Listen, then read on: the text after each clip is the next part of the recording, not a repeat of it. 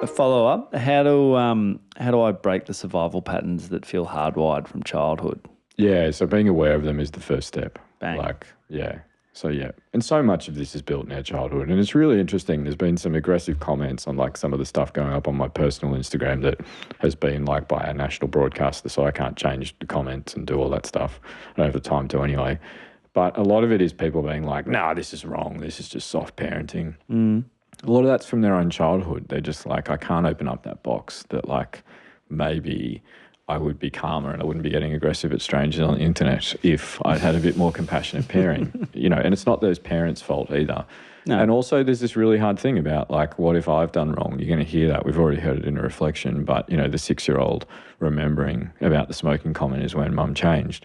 There's always room to change, but you have to be aware of what's going on and where it's coming from. And it's just, we set up, like I said to my therapist in that last session, actually, I was like, I feel he's like, there's this little vulnerable Billy that, hasn't recovered from everything that happened. And I'm like, I can't see that kid. I feel invincible.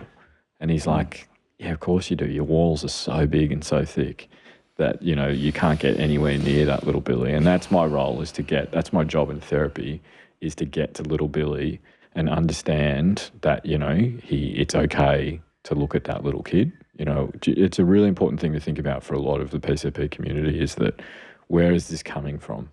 This struggle, this belief. Yeah, there's another beautiful one that's coming as well.